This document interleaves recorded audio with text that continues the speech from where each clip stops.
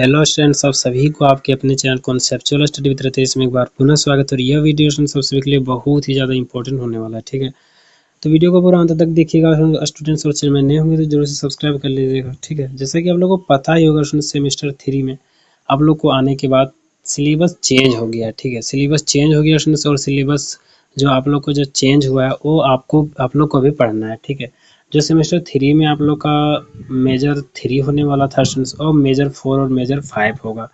Major 4 और major 5 होगा, तो इस दोनों को आप लोग को अब सेमेस्टर 3 में पढ़ना पड़ेगा। ठीक है, तो इसका सिलेबस क्या स्टूडेंट्स, क्या नंबर रहेंगे, क्या कुछ रहेंगे, सारा कुछ बताने वाले हैं। तो वीडियो को पूरा एकदम ध्यान से देखिएगा। ठीक है, तभी समझ में आएंगे स्टूडेंट्स। देखिए, सबसे पहले देखते हैं स्टूडेंट्स, 100 नंबर का होगा, ये आप लोगों को पक्का पता है 100 नंबर का होता है ये। ठीक है, और 25 नंबर आप लोग का कॉलेज की तरफ से मिलने वाला है। ठीक है, अब देखिए फ्रेंड्स, आगे देखते हैं। देखिए किस टाइप का क्वेश्चन आएगा। तो वस्तुनिष्ठ भी आएगा 5 नंबर का, 5 ठो क्वेश्चन, और लघु उत्तरीय भी आएगा 5 ठो, मतलब 2 ठो क्वेश्चन 5 नंबर का, यानी कि 10 नंबर। और खंड ख में फ्रेंड्स क्या आएगा, तो आप लोग को 15 नंबर का 4 क्वेश्चन आएंगे। ठीक है, टोटल 75 नंबर हो गए, और कॉलेज वाला मिला के 100 नंबर होंगे। ठीक है, अब देखिए मेजर 4 में आप लोग को पढ़ना क्या है, हिंदी साहित्य के प्रगतिवाद से 20वीं शताब्दी तक जितने भी रचनाएं हुई हैं उनका इतिहास। ठीक है, अब देखिए इसमें क्या है सर, 3 घंटे का टाइम भी दिया जाएगा। और बाकी देखिए पढ़ना इसमें ज़्यादा कुछ है नहीं। छायावाद के बारे में, देखिए छायावादोत्तर के बारे में पढ़ना है। ठीक है, इकाई 1, इकाई 2, इकाई 3, इकाई 4, यानी 4 ठो इकाई पढ़ने हैं। पहला में से छायावादोत्तर काव्य परिदृश्य और छायावादोत्तर कविता की भूमिका। जो छायावादोत्तर काव्य परिदृश्य उसके बारे में, और छायावादोत्तर कविता की भूमिका के बारे में। ठीक है, और इसी में छायावादोत्तर कविता में यथार्थ दृष्टि के उदय का स्वरूप, यानी कि कैसे यथार्थ दृष्टि का उदय होता है उसके स्वरूप के बारे में।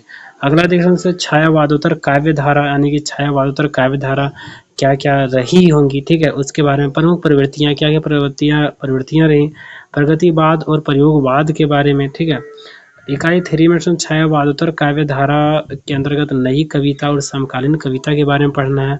फिर इकाई 4 में अनुशंसित ग्रंथ पढ़ने हैं, जैसे कि काव्य सरगम, संतोष कुमार चतुर्वेदी के बारे में। फिर लोक भारती प्रकाशन प्रयागराज, ये सारा आप लोग को पढ़ना है। ठीक है, देखिए ये जो अनुशंसित ग्रंथ हैं इसको आप लोग को पढ़ना है, इससे कुछ क्वेश्चन दिए जाएंगे। ठीक है, अब देखिए निर्धारित कविता, कुछ कुछ कविता है इस सब के अंदर में, मतलब एक कविता से भी क्वेश्चन आएंगे कुछ ना कुछ। ठीक है, ये हरिवंश राय बच्चन जी का इंसान और कुत्ते से आएंगे क्वेश्चन कुछ कुछ।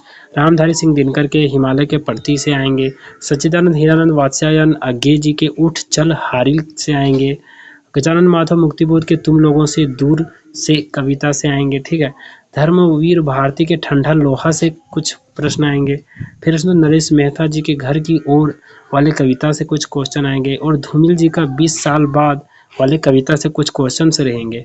आगे सर्वेश्वर दयाल सक्सेना जी के फसल वाले कविता से भी कुछ क्वेश्चन रहेंगे। ठीक है, बाकी कुछ मेजर 4 को कंप्लीट करने के लिए कुछ स्पेशल सहायक ग्रंथ भी बताए गए हैं, जो आप लोग को अगर कॉलेज का लाइब्रेरी अगर नज़दीक में तो आप लोग जाकर पढ़ सकते हैं। ठीक है, बाकी देखते हैं मेजर 5 के बारे में। आप लोग को 2 ठो मेजर पढ़ना है सेमेस्टर 3 में, मेजर 4 और मेजर 5। तो मेजर 5 में देखते हैं क्या है, कहानी व उपन्यास की सैद्धांतिकी के बारे में पढ़ना है। ठीक है, तो देखिए इसमें क्या आप लोग को, इसमें भी 4 ठो इकाई दिए गए हैं।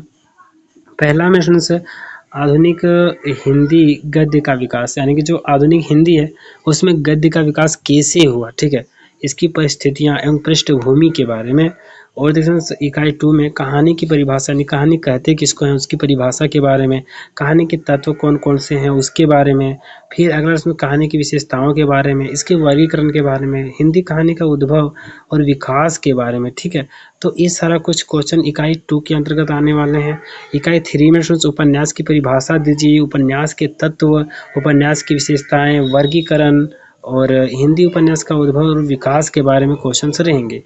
इकाई 4 में देखिए कथेतर गद्य का उद्भव एवं विकास, जो कथेतर गद्य है उसका उद्भव और विकास कैसे हुआ, कि किन परिस्थितियों में हुआ उसके बारे में।